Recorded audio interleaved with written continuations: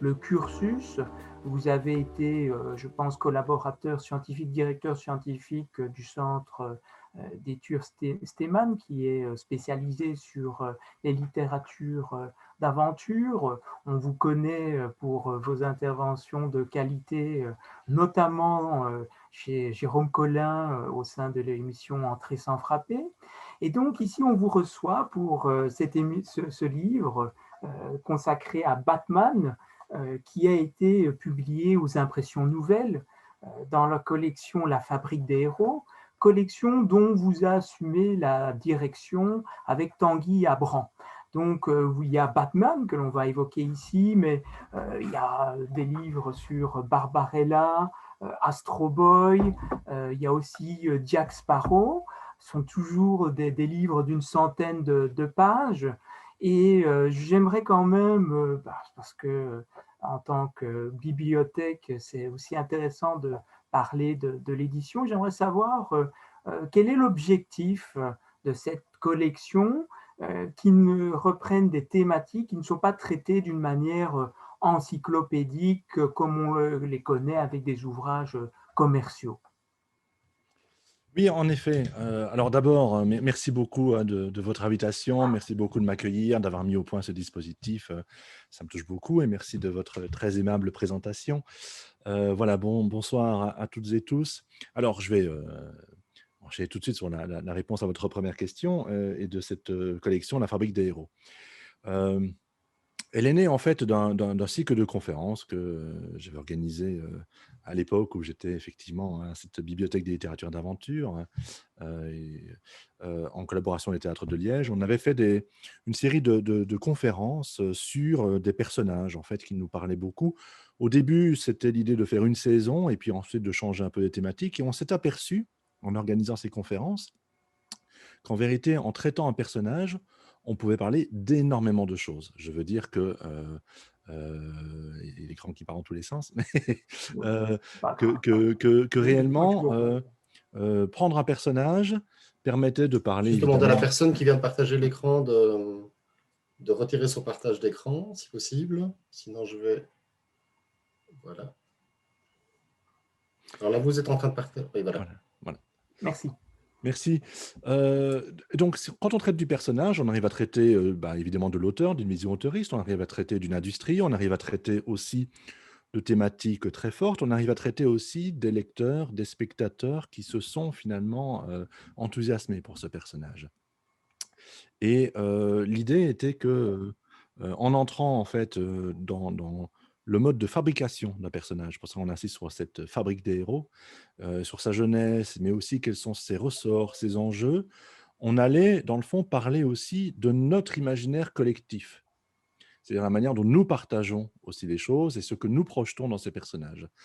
Et c'est devenu en fait, année après année, puisqu'on a, fait ce cycle, de conférences pendant quelques années, un un lieu vraiment, je trouve, d'échange assez important. Et puis c'est Tanguy Abran qui m'a proposé alors pour les impressions nouvelles d'essayer de voir comment on pourrait décliner cela en livre. Alors on est parti vers une nouvelle, gamme d'auteurs, de gens qui, en effet s'étaient déjà illustrés dans l'analyse, heu, de la pop culture pour le dire vite, de gens aussi qui seraient capables de livrer une lecture très personnelle, qui auraient une plume aussi, ça nous est ça c c'était une chose à laquelle on voulait faire absolument attention et de leur confier un personnage, auquel ils écriraient en quelque sorte une forme de lettre d'amour, mais qui ne se dirait pas.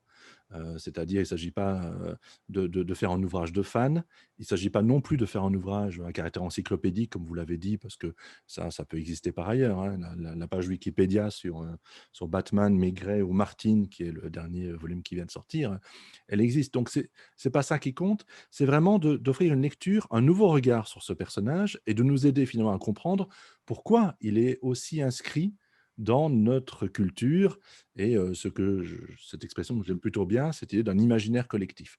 Pas un inconscient collectif, vraiment un imaginaire collectif. C'est-à-dire, nous partageons des fictions, nous les échangeons, nous en discutons, nous les collectionnons aussi à travers parfois même les produits dérivés, hein. Qui n'a pas chez lui une tasse, un porte-clés à l'effigie d'un personnage qu'il aime bien? cet attachement-là, il dit quelque chose. Il dit quelque chose d'une forme de compagnonnage qu'on peut avoir avec certains personnages. Alors pourquoi? Pourquoi certains personnages? Pourquoi certaines fictions nous intéressent à ce point? On s'y projette. On se rend compte que ce sont souvent quand même des fictions de type feuilletonesque, un peu sérielles, et donc qui effectivement vont nous accompagner une grande partie de notre vie et avec lesquels nous entretenons un dialogue. Et donc, c'est vraiment ça qu'on essayait de faire ressortir et d'étudier dans cette collection. Laurent de Sutter, qui est l'auteur, un des premiers livres qu'on a fait paraître sur Jack Sparrow, avait cette belle formule. Il disait c'est très bien cette collection, ça répond à un besoin qui est de faire une politique du personnage. Dans le fond, la politique des auteurs, on connaît bien ça en cinéma depuis les années 60, où le réalisateur est tout à fait valorisé, et on étudie donc souvent des choses de manière auteuriste. La politique industrielle dans les cultures de masse, ça a été largement étudié, mais finalement, ce qui fait tenir et souvent la vie des auteurs et cette industrie, c'est le personnage et ce qu'il cristallise comme imaginaire. Et donc, c'est un peu ça qu'on a essayé d'offrir avec cette collection. En tout cas, c'est réussi d'avoir ces différents points de vue sur les personnages. Donc maintenant, je vous propose de devenir à Batman. Et je vais revenir à la création. Donc Batman est créé en 1939. Mhm. Robert Kahn, Bob Kane et donc au dessin et Bill Finger au scénario. Et je pense que c'est intéressant de revenir sur ce contexte-là, donc peu avant la Seconde Guerre mondiale. Oui, tout à fait. Il y a une petite histoire et une grande histoire, hein. La petite histoire, c'est qu'on a ce dessinateur, un Bob Kane, qui, qui est en fait un peu jaloux parce qu'il y a quelques mois de là, donc en avril 1938, paraît un magazine qui s'appelle Action Comics, numéro 1, et qui a en couverture un personnage qui s'appelle Superman. Il a été créé par deux très jeunes gens qui sont encore étudiants, Jerry Siegel et Joe Shuster. Et ce Superman, c'est une manne absolument formidable, c'est-à-dire il y a un succès immédiat pour ce super-héros venu d'un autre monde, succès radiophonique, médiatique, bien au-delà même des comics, ça va très très vite. Et Shuster et Jerry Siegel arrivent très vite à un niveau de célébrité avec ce nouveau personnage qui va vraiment révolutionner l'industrie des comics et plus largement, hein, je pense, la culture de masse aux États-Unis. Et il est un peu jaloux et effectivement, Vince Sullivan qui est, un responsable éditorial et qui avait édité, Action Comics, heu lui dit: «Bah, écoute», parce que Bob Kane, depuis longtemps dessine, essaie de trouver un peu la formule succès. Il lui dit: «Fais comme les 2 jeunes, trouve un super-héros, il y a peut-être quelque chose à faire, il y a peut-être moyen de faire un autre super-héros». On était loin d'imaginer la galerie des super-héros que, les grandes maisons d'édition allaient nous donner durant les décennies à suivre. Et effectivement, il commence à chercher, heu heu,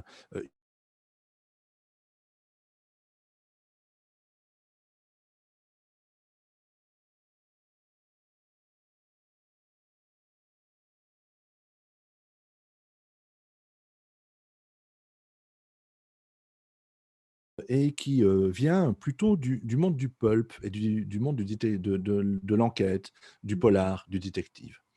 Et en fait, tous les 2 vont commencer à travailler et à essayer de compléter cette silhouette qui est juste une idée, un homme chauve-souris, une icône, un homme qui vole avec des grandes ailes. Alors on va commencer à un petit peu améliorer sa silhouette, et puis peu à peu on va lui inventer des histoires et on s'aperçoit que ce personnage, en fait, on va le construire contre Superman. C'est un super-héros qui est vraiment, j'ai envie de dire, construit dans l'ombre de Superman et qui, du coup, va prendre la forme de l'ombre. Voilà, pour le dire un peu comme ça. Autant Superman est le personnage super puissant par excellence, autant, du coup, Batman, il est décidé qu'il n'aura aucun pouvoir. Autant, Superman tire, son pouvoir du soleil et c'est un héros vraiment dur, et positif. Autant Batman sera plutôt le personnage nocturne et plutôt pessimiste. Autant, Superman va du côté de la science-fiction et un peu de la fantasy et on invente des mondes et des choses absolument extraordinaires, autour de la conquête, de l'invasion, voilà, des grands thèmes de science-fiction. Autant Batman, on va l'orienter plutôt vers l'intrigue criminelle et au départ, vers la petite intrigue criminelle, hein. Je veux dire, les bas-fonds, les petits gangsters, voilà, c'est un peu ça l'idée. Et ça, c'est vraiment le monde de Bill Finger. Donc, on voit bien que ce héros va se construire donc à côté de Superman et va en prendre tous les aspects négatifs ou contraires en tout cas. Voilà. Alors, ce personnage va très vite s'imposer aussi, à tel point que Detective Comics, qui est un comics donc un comic book hein, anthologique qui publie des histoires policières, va publier les premières histoires de Batman et vu le succès et l'engouement, va devenir totalement consacré à Batman. Et aujourd'hui encore, si vous achetez le comics Detective Comics qui sort tous les mois, il n'y a plus d'autres détectives que Batman à l'intérieur. Et puis Batman, ça marchera tellement qu'il y aura même très vite une deuxième série qui s'appelle Batman, qui porte vraiment son nom. Et depuis plus de 80 ans maintenant, on a effectivement ces deux séries qui sortent de manière quasi mensuelle, presque sans interruption, et qui en font un des héros les plus pérennes de l'univers des super-héros. Ce qui est intéressant évidemment aussi, c'est qu'en sortant en 1939, ce personnage est à la fois l'héritier déjà de pas mal de traditions sérielles et feuilletonesques, des pulp magazines, des BD policières comme Dick Tracy par exemple, hein, de Chester Gould, qui a publié des 31. The Shadow, évidemment, de Walter Gibson, publié dès 1930. Et puis aussi, la série est assez influencée par un univers cinématographique, hein, qui est celui de la fin des années 20, un peu expressionniste, et les films de gangsters des années 30, liés à la prohibition aussi. Donc il y a cet univers-là qui vient vraiment nourrir les comics de Finger et Kane. Et puis ensuite hein, arrive effectivement ce moment très, très particulier qui est la Seconde Guerre mondiale. Mhm. Et les super-héros vont très vite devenir un peu des étendards, des valeurs refuges aussi, des valeurs héroïques et de projection. Et durant la Seconde Guerre mondiale, les comics de super-héros vont vraiment atteindre des chiffres de vente records. Et d'ailleurs, ils vont prendre des couleurs très patriotiques, hein, et tant Superman que Batman, par exemple, iront très, très régulièrement casser du japonais, si j'ose dire, parce qu'on a vraiment cette démarche de propagande assez vive. Euh, alors, on va créer du coup, après Batman et Superman, quantité d'autres super-héros, parmi les plus célèbres, Wonder Woman, par exemple, qui va compléter un peu la trinité pardon, DC, comme on l'appelle. C'est les 3 personnages, vraiment les 3 grandes figures, de cet univers, hein, donc de DC Comics, qui est devenu, avec ces personnages, l'un des principaux éditeurs de comics aux États-Unis. Il aura quelques années plus tard, plutôt dans les années 60, un grand rival qui est donc Marvel, hein, et aujourd'hui, on a toujours cette grande opposition entre ces 2 grandes maisons et puis toute une série de petites maisons indépendantes.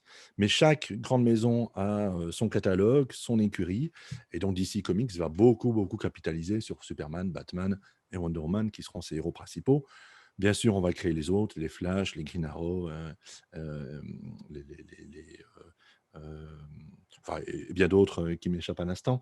Les Green Lantern, voilà, c'est ce que je cherchais, euh, qui vont s'imposer aussi, mais qui après-guerre vont avoir des moments plutôt positifs, puis des moments un peu plus faibles. Et ça, l'industrie du comics de super-héros va un peu faiblir après la Seconde Guerre mondiale. Par contre, hein, ces grands héros iconiques du début vont rester très très pérennes, tels que évidemment Batman et Superman. J'avais aussi une question parce que donc on est en plein contexte de l'entre-deux-guerres. Mhm. J'ai vu qu'il y avait quand même pas mal d'auteurs qui étaient d'origine juive. Mhm. Je pense que c'est le cas de Bob Kane, que Jack Kirby, le roi des comics, était aussi d'origine juive. Est-ce que vous avez des éléments qui expliquent que de nombreux auteurs ont ces origines-là? Est-ce qu'il y avait par exemple une restriction à des professions liées au dessin qui les amenait plus particulièrement à se diriger vers les comics? Non, je ne le crois pas en termes de restrictions. Enfin, je n'ai pas en tout cas rencontré jamais ces faits-là rapportés de cette manière-là en tout cas. Ce qui est sûr par contre, c'est que cette industrie, elle est très new-yorkaise. Elle est vraiment établie en plein centre de New York et que la communauté, en effet, juive à New York est très importante. Et donc, il est vrai qu'à un moment donné, les artistes juifs qui sont dans le dessin vont aller du côté des comics et du côté des comics super-héros, et peut-être en effet très inspirés par la réussite de Siegel et Shuster, hein, dont je parlais, qui sont effectivement d'origine juive et qui ont largement nourri d'ailleurs le personnage de Superman de références à la culture hébraïque de manière générale, hein. C'est Kal-El, la Terre sa planète qui a disparu, évidemment, l'exil, le mythe du golem et ce genre de choses. Et donc, il y a quand même, en effet, un héritage très, très fort de toute cette culture judaïque qui se retrouve dans les super-héros et qui va être effectivement, je pense, prolongé et rejoué par bien d'autres auteurs après Mm. Siegel et Shuster. Je sais, il y a quelques mois d'ici, donc il y avait, m'a-t-on dit, parce que je n'ai pas pu aller la voir, une très belle exposition au Musée juif de euh, Belgique. centre culturel juif de Belgique. Ouais, mais Mhm. voilà, je ne l'ai pas vu, donc je ne vais pas en dire plus. Mais voilà, je pense que c'est vraiment l'état de concentration des intellectuels, des artistes new-yorkais, C'est ça. où la communauté juive était importante, et le succès premier de Siegel et Shuster qui fait que beaucoup d'artistes juifs alors se sont engagés dans cette voie. D'accord.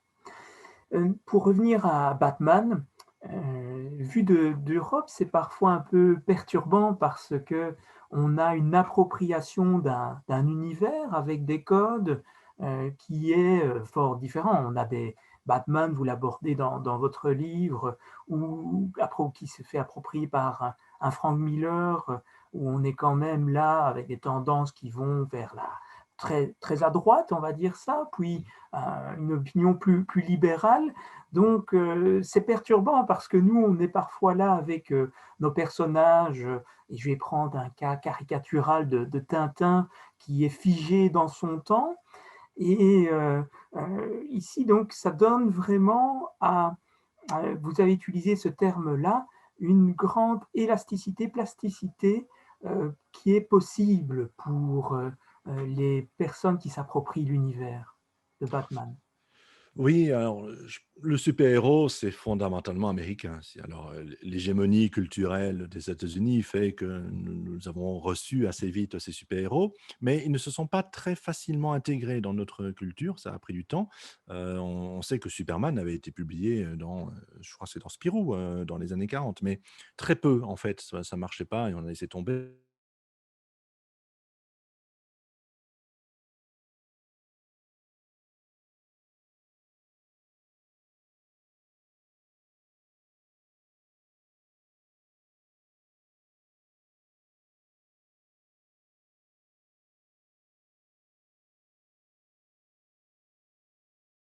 Exemple, qui dans les années 70 ont commencé à imposer les choses et puis une revue qui a été importante pour, beaucoup de gens de ma génération qui s'appelait Strange et qui était une revue anthologique, hein, qui proposait des aventures, alors essentiellement des personnages, Marvel, mais il y avait donc un peu de Superman, un peu de Batman qui commençait à être publié et il est vrai que quand, moi j'étais enfant, je suis tombé un peu par hasard, sur, ces revues qui ont marqué mon imaginaire, hein, je ne le cache pas, spécialement, Spider-Man en tant qu'enfant, je pense, qui a été très, très fort.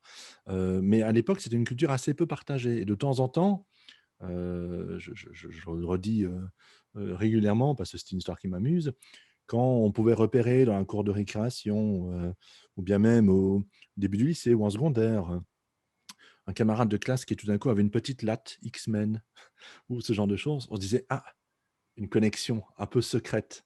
On aimait quelque chose là qui était un petit peu, underground encore à ce moment-là. Et puis il est vrai que les films ont tout changé. Il y a eu évidemment le grand succès des Superman, de Richard Donner, et puis qui ont amené une première fois les choses. Il y a eu les dessins animés, le dessin animé Spider-Man, bien entendu. Et puis, il y a eu surtout la Batmania, lancée par le film de Tim Burton. Et là, tout d'un coup, on a vu vraiment déferler cette culture et puis on a vu comme au cours de ces, 20 oui, c'est grosso modo 20 dernières années, hein, c'est fin des années 90 que, finalement Marvel va revendre les droits à différents studios pour, lancer des films. C'est la trilogie pardon, Blade, Spider-Man, X-Men, et à partir de là, le développement de Marvel Studios, la reprise de Warner et donc c'est le cinéma du coup qui a réimposé un peu chez nous cette, culture, super-héroïque, qui avait résisté et qui représente encore un marché un peu de niche en termes d'édition aujourd'hui, hein. Je ne sais plus à combien on est, mais je pense que on n'a pas 10% de vente de comics sur Oui, je la pense bande que dessinée, hein. c'est 10% de comics, 40% de manga et le reste de BD enfin, Ouais, européenne au sens ouais. large du terme. Les chiffres de manga sont un peu moins importants. On est sur un équilibrage quand même, comics et Mhm. manga, dans les chiffres que j'ai vus. Mais en effet, la BD franco-belge prend toute la place. Mais quand même, cette niche se crée. Et c'est vrai qu'on voit ça d'un regard un peu extérieur. Il faut toujours replacer en effet le côté très américain de ces créations. Alors, le super-héroïsme correspond en effet une adaptation d'un mythe américain qui est celui du self-made man, aussi très clairement, qui est celui d'un mythe un peu conquérant, euh, de valeurs qu'on retrouvait déjà largement dans le western, à vrai dire, dont ces super-héros sont les héritiers d'une manière ou d'une autre, mélangés à un univers de science-fiction. Mais ce qui est très intéressant, en effet, c'est que cet univers s'est sans cesse régénéré au fur et à mesure de l'évolution de la société et surtout des grandes peurs, des grandes hantises de la société américaine.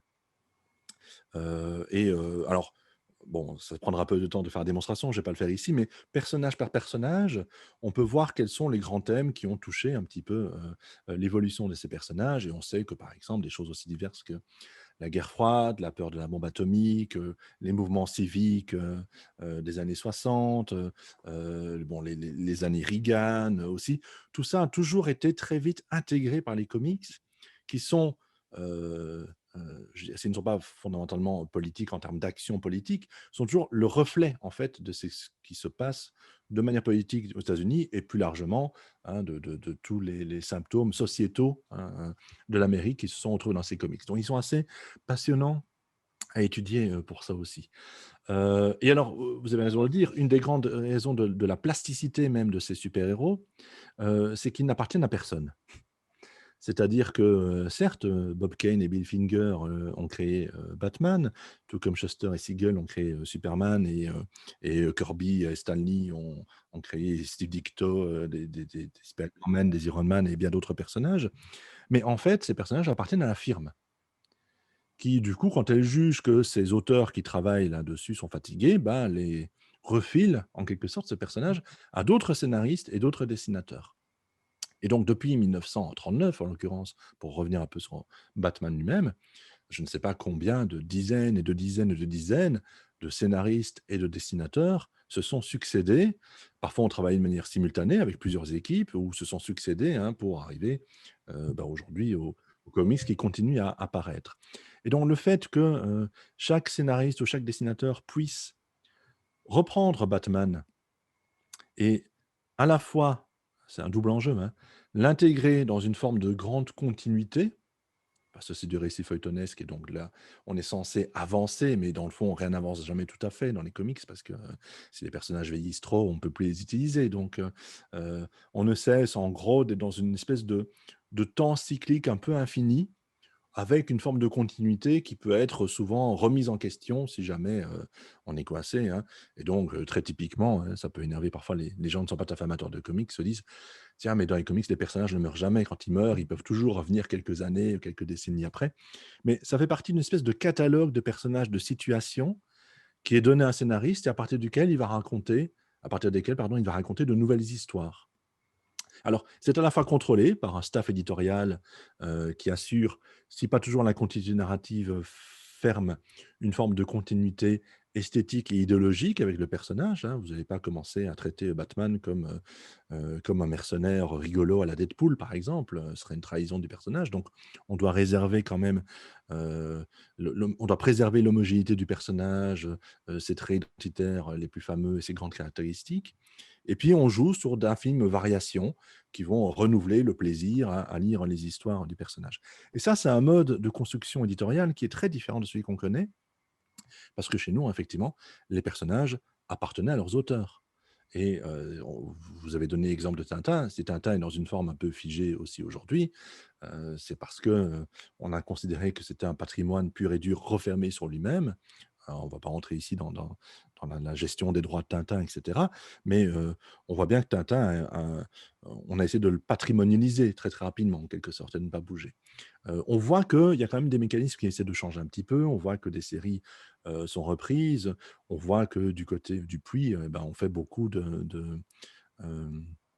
d'efforts pour essayer de régénérer Spirou de cette manière-là, hein. Spirou est un des rares personnages, dans le fond, pionnier d'ici dans la bande dessinée franco-belge, qui a pu passer de main en main, hein, de scénariste et en dessinateur. Et aujourd'hui, avec beaucoup de variations sur le personnage, et on commence vraiment à trouver ces valeurs d'élasticité, hein, du personnage, telles que les Américains nous les ont apprises à travers les super-héros, sur un personnage comme Spirou, et puis sur d'autres maintenant, un peu les Schtroumpfs, Tiff et Tondu, Lucky Luke. Donc on fait ça avec un catalogue qui commence à s'étendre, et donc on reprend un peu cette manière. Donc je pense qu'au bout d'un moment aussi, ce côté très américain, on le sentira un petit peu moins, parce qu'on s'acclimate aussi de leurs procédés éditoriaux pour le moment.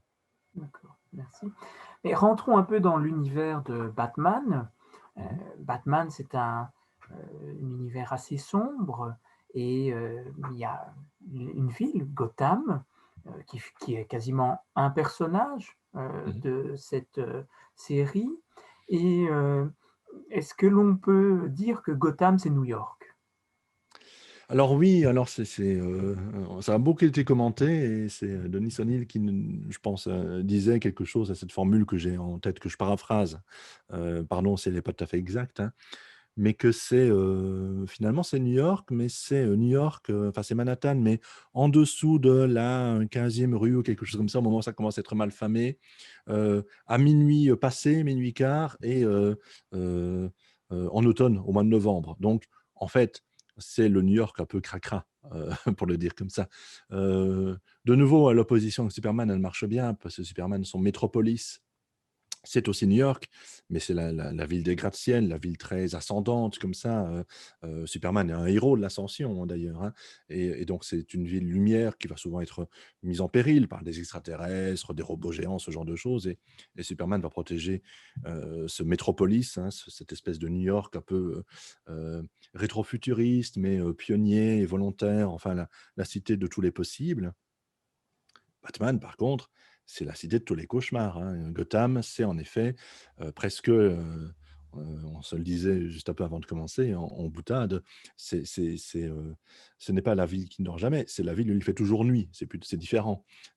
Et c'est une ville très tentaculaire, c'est une ville un peu gluante, c'est une ville où l'on s'empêtre, où même les personnages, souvent les plus valeureux, finissent par être corrompus.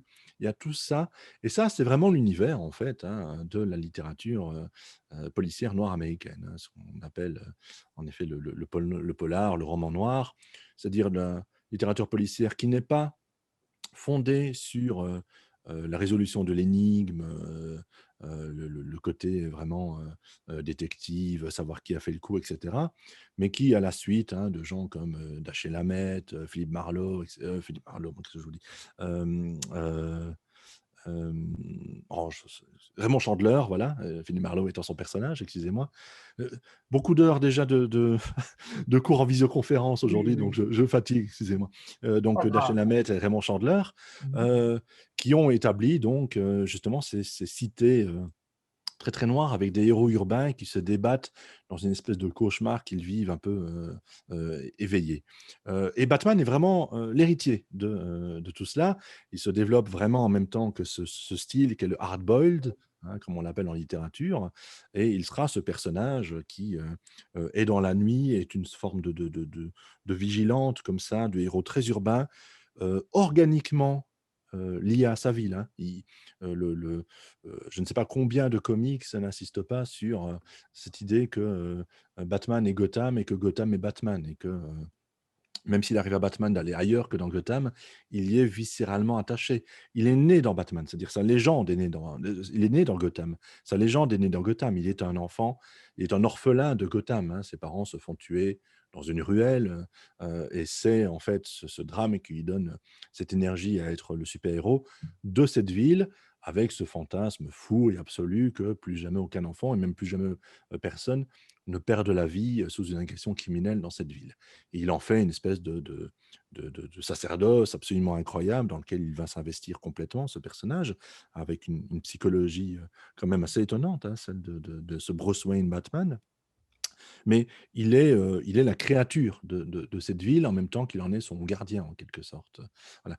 Et ça, c'est vraiment assez intéressant. C'est quelque chose qui est partagé avec cette littérature noire, avec le film noir des années 40, 50 hollywoodien, et que les scénaristes et que les dessinateurs vont énormément travailler et illustrer, avec une ville qui, évidemment, peut prendre des atours un peu différents hein, selon les versions.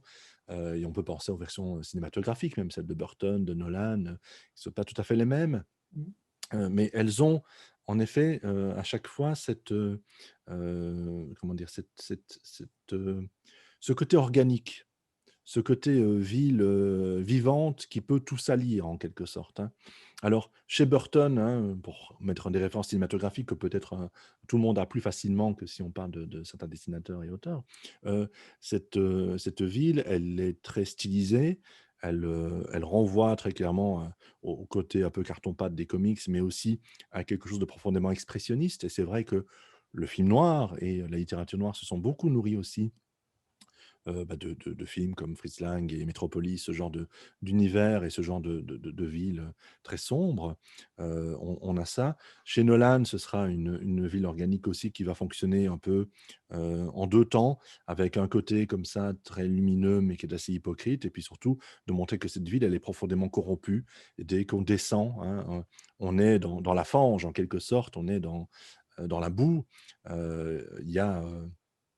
Il y a quelque chose qui est très, très réussi, pour ceux qui ont vu le film, qui à mon sens n'est vraiment pas un film très, très intéressant à tout point de vue, mais dans je pense que c'est le Superman contre Batman, il y a un plan du début du film, je me souviens bien, où, on me corrigera si je me trompe de film, excusez-moi, hein, mais en tout cas, on se rappellera peut-être de la scène, hein, c'est, Batman, donc incarné par Ben Affleck, qui voit, la ville être détruite avec les vaisseaux de Superman, et il y a ce grand combat. Il regarde ça d'en bas, un peu impuissant. Et ce plan est très très bien parce qu'il dit complètement cette opposition dialectique encore entre Superman et Batman. Je disais tout à l'heure, Superman Metropolis, ville lumière de l'ascension. Batman, il est au sol. Il rampe vraiment. Alors, quand il va prendre un point de vue supérieur, quand il ces fameuses très très belles images, hein, on le voit sur une gargouille par exemple, d'une cathédrale, d'une église gothique, parce que on va se servir beaucoup aussi du style gothique pour nourrir Gotham City. Il est là, mais en fait, il surveille vers en bas.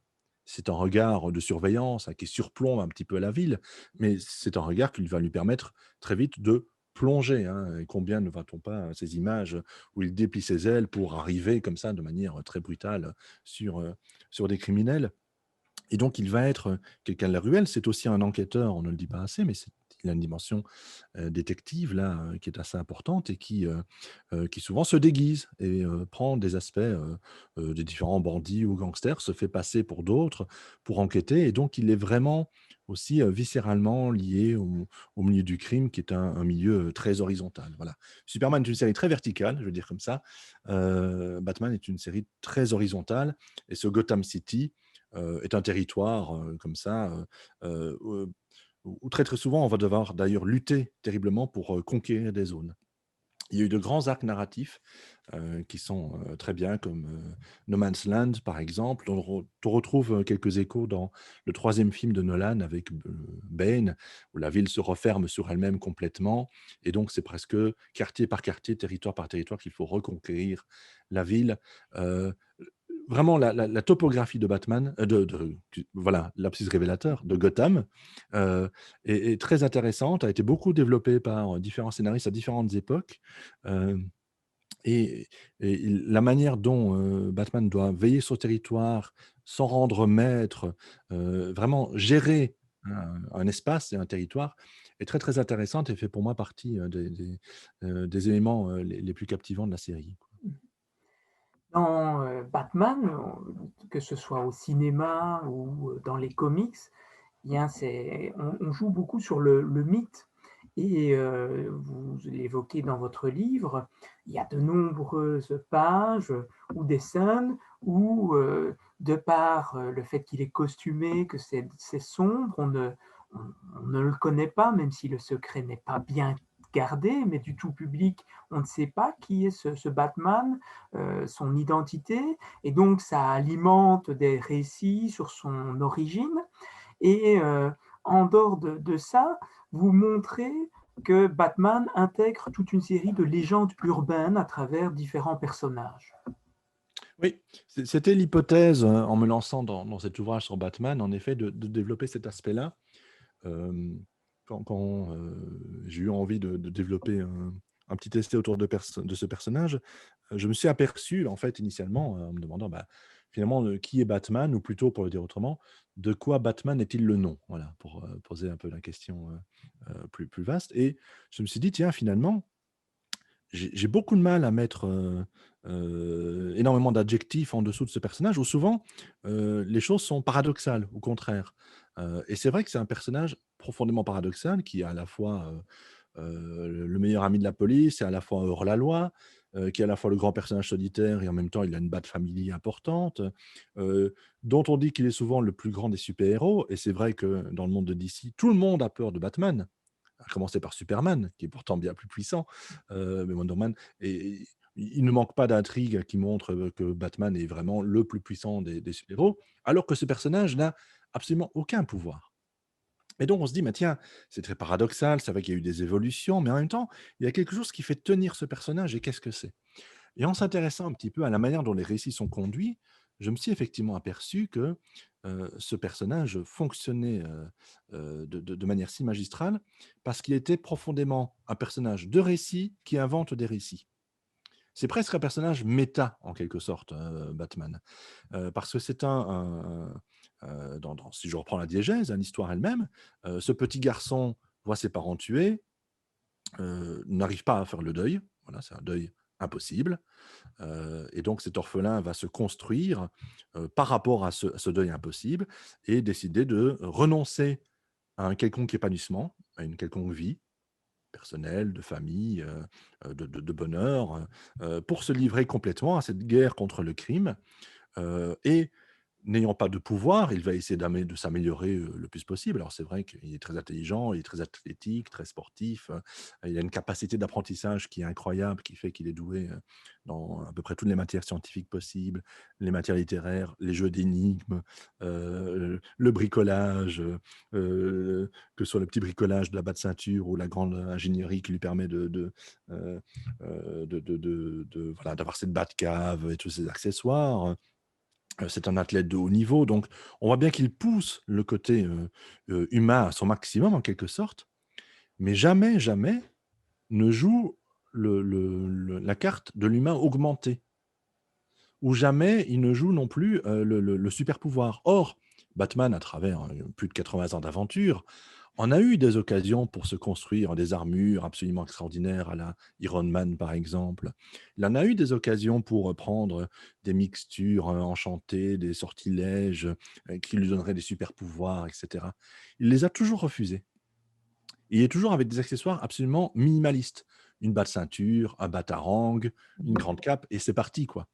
Et on sent bien qu'il y a dans cette panoplie quelque chose finalement, d'un fantasme de petit garçon. Comment pourrait-on combattre le crime, rivaliser les plus grands des super-héros, combattre les super-vilains, avec une cagoule chauve-souris et et un batarang, si vous voulez? Et et ça, c'est quand même insensé, et on se rend compte que la manière dont il y parvient, c'est en faisant raconter des histoires sur lui. C'est-à-dire qu'il comprend très bien que la ville sera calme si on a peur, non pas de lui, mais si on a peur du Batman. Et donc il s'invente lui-même une espèce d'entité bien plus grande que lui. Il est le premier agent du mythe, en fait, Batman. Tout ce qu'il fait, c'est qu'il le construit, non pas tant pour combattre le crime là, mais pour, à long terme, l'idée que le Batman fasse peur au crime. Et donc, il va, dans beaucoup de récits, faire autour de lui, faire se discuter l'existence du Batman, se rendre plus menaçant qu'il ne l'est réellement. Et en fait, son attirail de chauve-souris est un attirail qui sert à faire peur, tout simplement.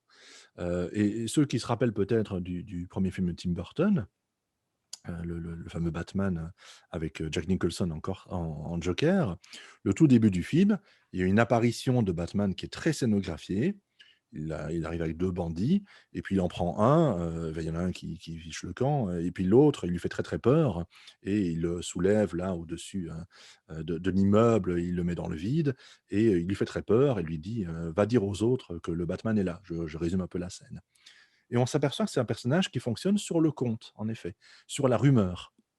Et la rumeur, qu'est-ce que c'est, hein? Et bon, on connaît bien ça en sociologie et ça a été largement commenté, y compris par Edgar Morin. Une rumeur, hein, c'est tout un échafaudage, en fait, qui est fait à partir d'éléments mythologiques et qui est fait pour, faire être un récit qui va être très rapidement partagé. Et dans Batman, c'est une rumeur et l'idée, hein, c'est le sous-titre du livre, c'est même une légende urbaine. Ces légendes urbaines, ce sont ces fameuses rumeurs qui, heu sont propres, vraiment au développement assez, rapide, heu et très très excroissant comme ça, des grandes cités, aux États-Unis notamment, mais on a le même phénomène ici en Europe bien sûr et certains pays ont vécu, culturellement, avec plus de crainte que d'autres, l'industrialisation le développement des grandes villes, hein. Je pense à l'Allemagne par exemple, qui l'avait très, très mal vécu et bon, enfin, soit. Mais du côté américain aussi, il y a un nouvel imaginaire de la ville qui se met en place, un peu effrayant et naturellement, il y a des histoires qui vont commencer à circuler en fait, sur la ville et sur les prédateurs de la ville en quelque sorte, voilà et alors on connaît tous ces histoires, hein, et ces fameux autostoppeurs, hein, que l'on prend puis qui vous dit de faire attention à un carrefour, ils disparaissent et c'était le fantôme de quelqu'un qui a fait un accident. Les histoires avec, ces enfants un peu psychopathes qui glissent des lames de rasoir dans la pomme qu'ils donnent à leur, maîtresse, les fameuses histoires de crocodiles dans les égouts, à New York, par exemple. Et en fait, la série, de Batman va se nourrir directement ou indirectement de beaucoup de ces légendes urbaines.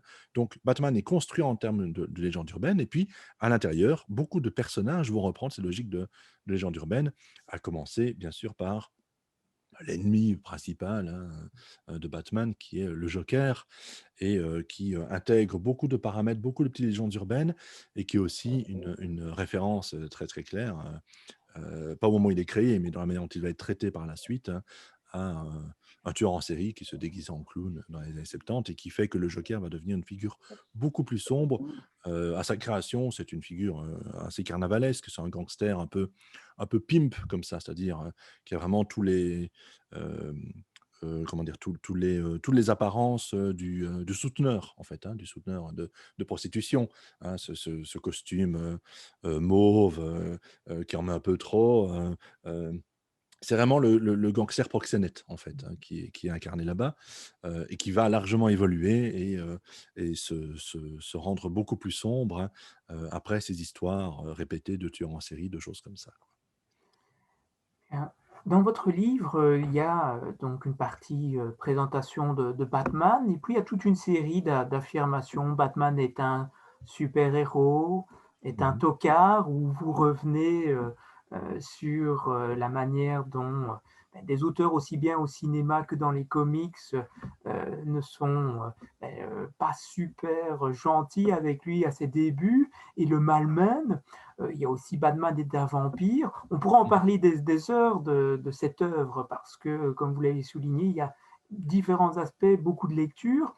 Et avant de céder la parole aux personnes qui participent à la conférence, pour voir s'ils ont d'autres questions, j'aimerais bien vous faire réagir sur bien l'aspect cinéma et plus particulièrement la trilogie de Christopher Nolan, qui est pour moi une trilogie majeure, mais ça c'est un avis très partagé. Enfin, on pourrait avoir les fans de Burton et ceux de Nolan, mais j'ai envie de vous demander si George Bush et Batman, c'est le même combat au fait dans la trilogie de Christopher Nolan.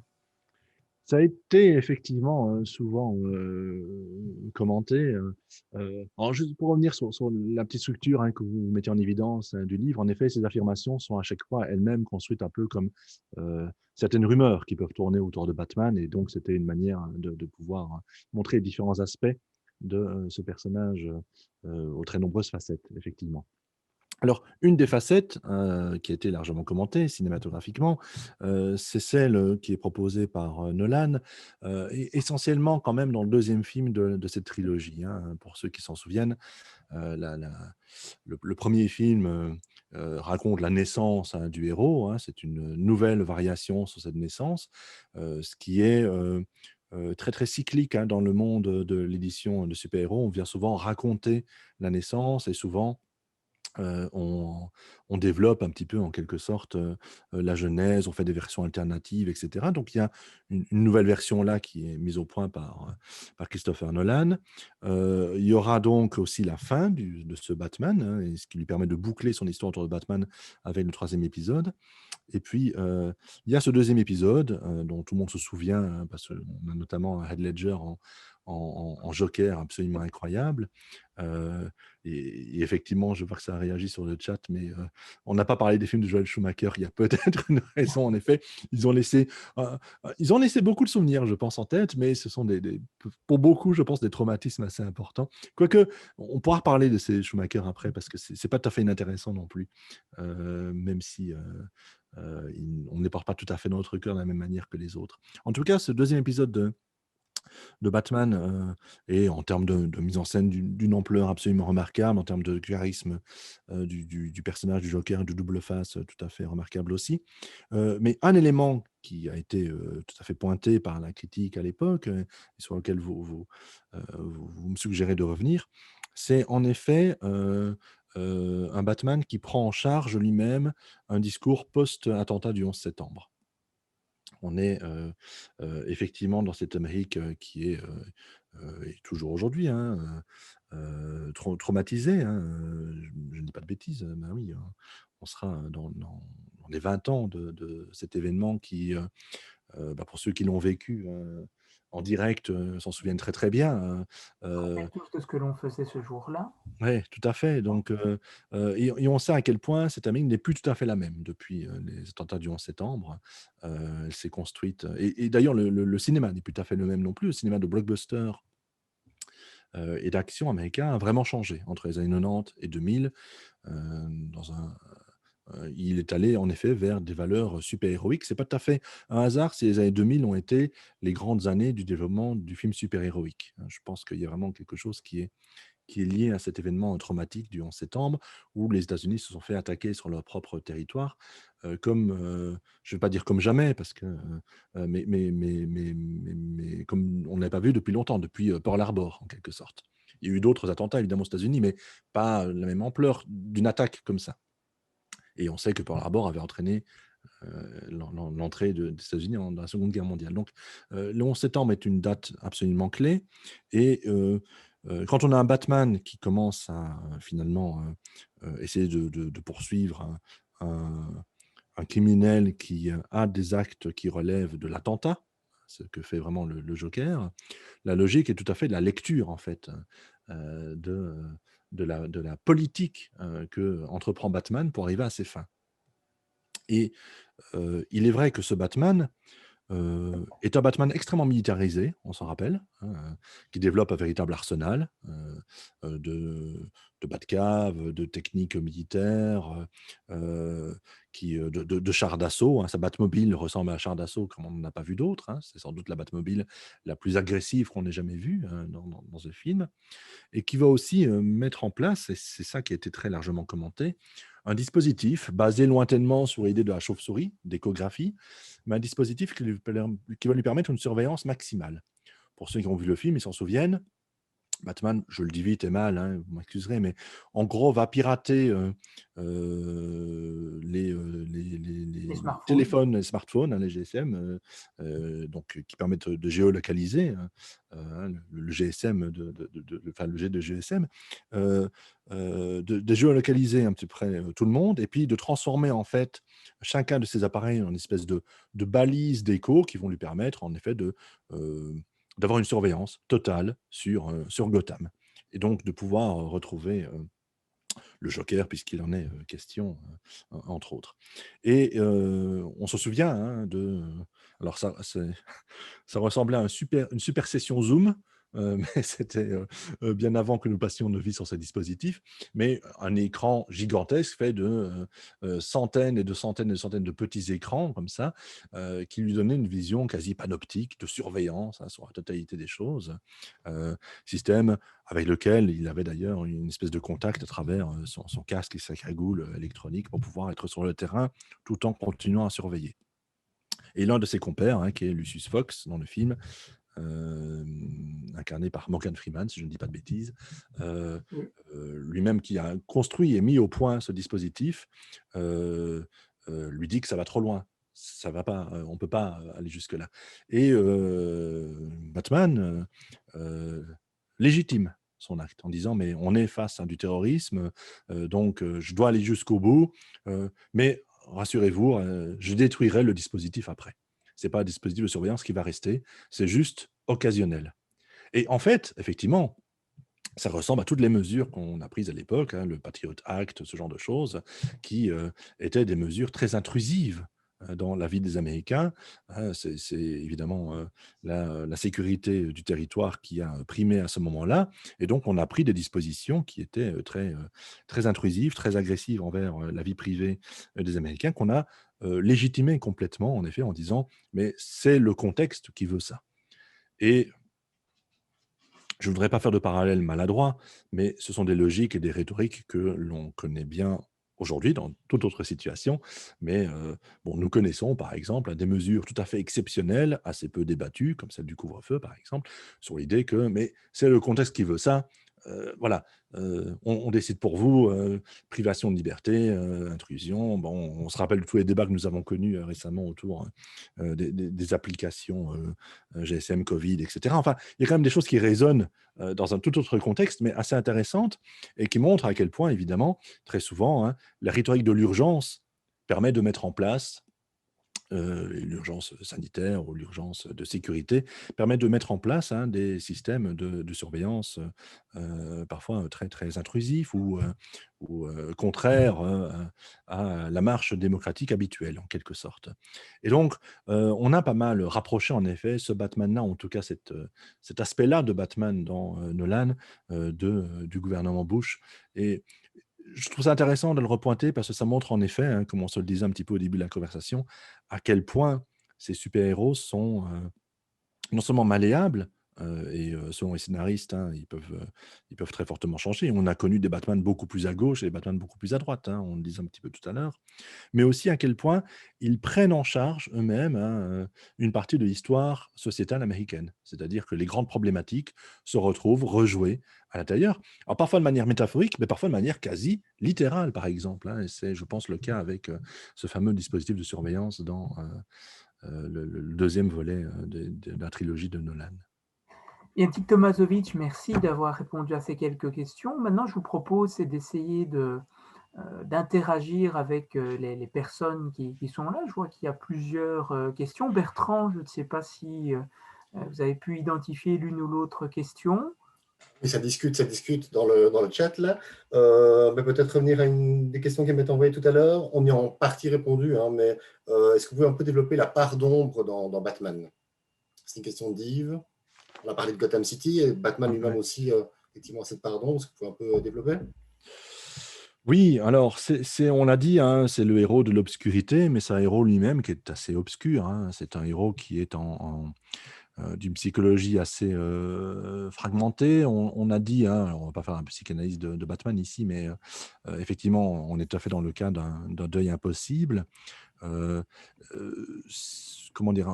Symptômes qu'il va souvent croiser, hein, chez d'autres personnages, hein. Je pense au très beau personnage de Mister Freeze, par exemple, qui lui renvoie un peu cette image-là. Heu et de manière générale, hein, les galeries de méchants qu'il croise lui renvoient souvent, l'image même de ses tourments et puis de cette folie un peu baroque qui s'empare de ce personnage.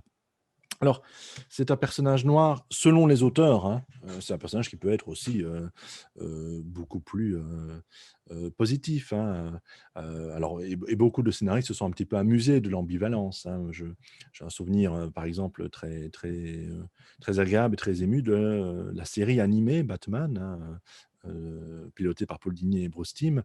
On s'en rappelle, qui était d'abord très, très belle graphiquement, mais où Batman avait un côté vraiment grand frère, voire papa, avec une sorte de Bat Family qui se développait et qui jouait un petit peu les faux durs en quelque sorte, et qui était un personnage du coup assez attachant.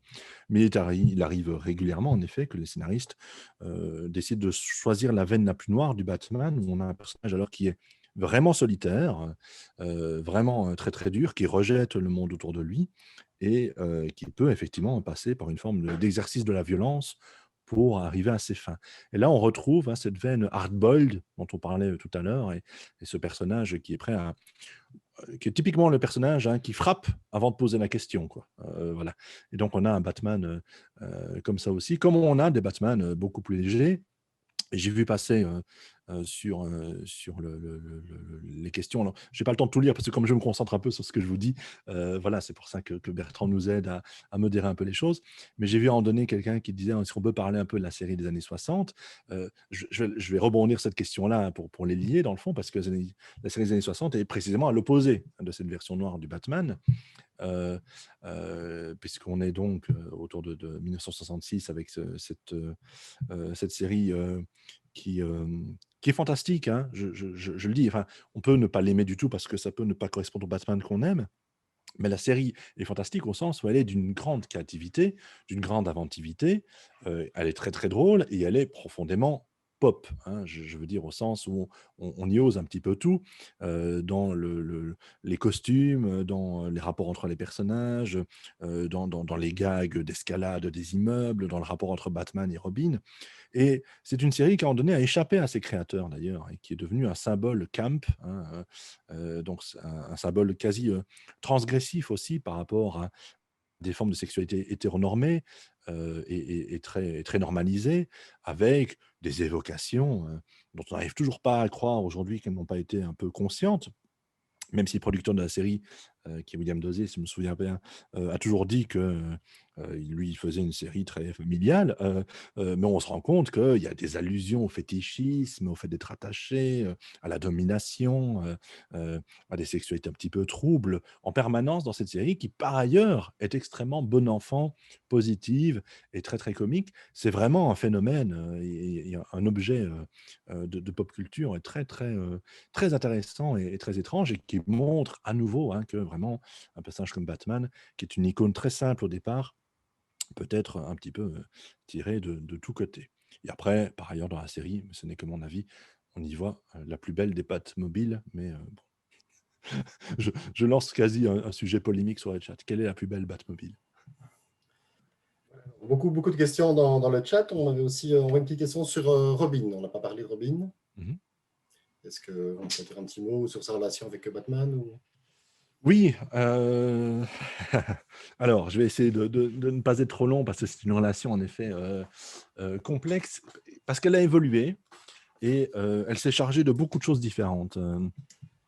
Donc Robin apparaît assez vite dans la série. En fait, les principaux personnages apparaissent très vite dans la série. Catwoman, le Joker, Batman, Robin, tout est là très très vite. Sur les premiers mois, quasi, on a l'univers qui se développe très fortement. Robin fait partie de ces héros qui vont être créés pour permettre une facilité d'identification pour le jeune lecteur. Il faut quand même rappeler que Batman, c'est de la littérature jeunesse, pour le dire vite, hein. Donc ça s'adresse à un public de jeunes gens, ce qui ne nous empêche pas d'être un peu plus âgés aujourd'hui et de continuer à apprécier Batman. Mais avant tout, la cible, évidemment, c'est l'enfant et l'adolescent. Très vite, les éditeurs comprennent que si on a des héros très, très forts, très puissants et très adultes, ce serait bien qu'il y ait une forme de porte d'entrée. Alors, on peut s'identifier à Batman à long terme, en quelque sorte, en disant putain, je serai aussi fort que Batman et aussi balèze que lui. Mais une belle porte, ce serait une voie médiane. Ce serait un personnage qui porterait en fait la fragilité, mais aussi la détermination de cette jeunesse, et qui voudrait accompagner Batman et participer à ses aventures et les vivre. Et donc, on invente Robin, comme on inventera beaucoup d'autres personnages, ce qu'on appelle typiquement des sidekicks, qui accompagnent le personnage principal et qui le suivent, qui sont un peu le témoin de ses aventures, mais qui est vraiment une porte d'identification possible, directe pour le jeune lecteur, puisque c'est avant tout au jeune lecteur que ces séries s'adressent. Alors, ce rapport Batman-Robin est très intéressant. Il s'est beaucoup, beaucoup développé. Il y a eu toute une série de Robin, hein, on les a fait évoluer. Bon, il y a un Robin qui est devenu Nightwing et qui est euh, Dick Grayson, qui est aujourd'hui le personnage qui reprend le plus facilement le flambeau de Batman quand Bruce Wayne est indisposé. C'est généralement lui qui reprend le masque alors officiellement. Donc c'est le Robin qui a grandi, hein, le premier Robin. Puis il y a eu bien d'autres Robins. Il y a un Robin qui a été assassiné de manière très sauvage par le Joker, à la demande des lecteurs, hein. C'est un premier schéma interactif possible, puisque les scénaristes savaient bien que ce Robin-là n'était pas très très populaire. Ils l'ont mis en situation de difficulté et ont organisé un vote téléphonique à travers les comics. Il fallait téléphoner et taper 1, taper 2, si on, quelque chose comme ça, si on voulait que ce Robin meure ou bien qu'il survive au piège dans lequel il était placé par le Joker. Et en fait, de très très peu, mais tout de même, le public les spectateurs, les lecteurs, pardon, ont voté pour que ce Robin meure. Alors, entre-temps, il est revenu sous une autre forme dans les comics.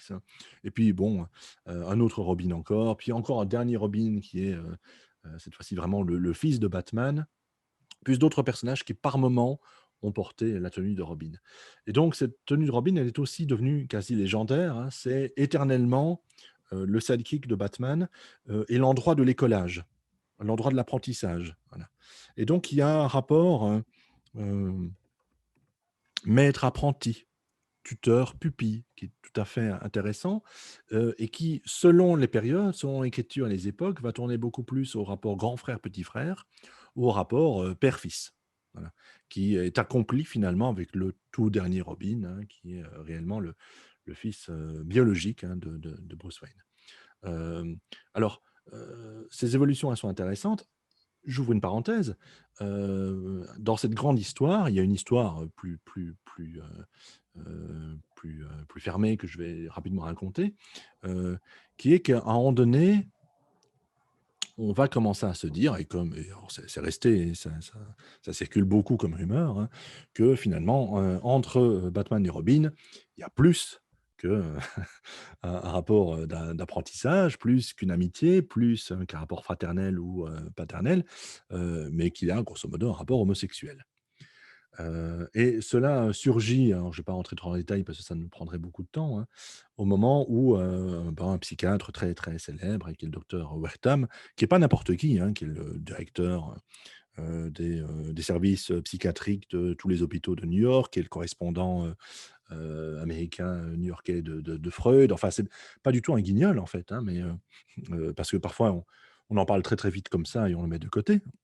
Non, c'est quelqu'un qui s'intéresse vraiment aux troubles de la jeunesse, à la délinquance et en donné, après avoir écrit plusieurs livres, il est très frappé, dans ses études de cas, ses analyses, que, beaucoup de jeunes gens en détresse psychologique et qui se tournent parfois vers la violence, sont par ailleurs, des grands consommateurs de cinéma ou des grands lecteurs de comics. Bah oui, en fait, de manière assez typique, ils sont la cible de cette nouvelle culture jeune qui est en train de s'imposer, dans l'après-guerre américaine. Et ce psychiatre, Wertham, prend un peu peur et écrit un ouvrage qui s'appelle «La séduction de l'innocent», ce qui est un très beau titre, dans lequel, en effet, il revient sur cette culture hein, de super-héros, cette culture BD et bien d'autres aspects de la culture jeune qu'il trouve menaçant pour la jeunesse et notamment, écrit noir sur blanc qu'il y a quelque chose hein, d'une forme d'homoérotisme dans la relation entre Batman et Robin. Et il n'a pas tort. Il y a quelque chose, si vous reprenez un peu ces comics, c'est quand même, un homme très riche, qui prend pour pupille un jeune, garçon plutôt désœuvré, qui vit dans son grand manoir, avec lui, on les voit, passer du temps ensemble, s'amusant, on les voit presque en peignoir de bain de temps en temps, et puis ensemble, la nuit, ils se déguisent pour aller vivre des aventures dans les rues nocturnes. Donc, si on le raconte comme ça, je tire un petit peu sur la caricature, mais on voit bien qu'il y a quelque chose d'un peu étonnant et étrange et qui est quand même là, quelque part, en jeu possible. Je ne dis pas des choses soient conscientes, je ne dis pas qu'il faut penser mal, etc. Mais je veux dire que c'est quand même une lecture tout à fait possible, un peu des choses. Et elle fait mouche, évidemment, cette lecture, et puis elle va être suivie par des commissions, etc. Ça va aboutir à un code de censure, un autocode de censure, plutôt un code d'autocensure, je vais dire plutôt dans cet ordre-là, qui est le fameux Comics Code Authority, et qui va avoir des conséquences immédiates sur l'univers de Batman, à savoir qu'on va envoyer Robin à l'université. Et tout d'un coup, on va introduire des femmes dans la vie de Batman pour casser très, très vite, hein, cette, image, de possible homosexualité du personnage, qui, le fragiliserait fort, qui attire, enfin qui crée l'ire de ses fans qui supportent pas qu'on parle de lui de cette manière-là, parce qu'il y a aussi, une lecture de Batman qui doit en faire le personnage viril par excellence, et donc du coup, dans cet esprit-là, absolument hétérosexuel. Il faut se replacer un petit peu dans le contexte, de l'époque évidemment, hein, donc et donc, on va très vite donner des compagnes féminines à ce personnage. Et là, on va assister, du coup, à un véritable défilé de femmes autour de ce Batman et Bruce Wayne pour essayer de casser un peu les choses. Donc, voilà, je fais bref. Il y aurait beaucoup, beaucoup de choses à dire, hein, sur Robin, mais voilà, pour baliser un petit peu cette réponse, c'est évidemment un personnage crucial de l'univers de Batman.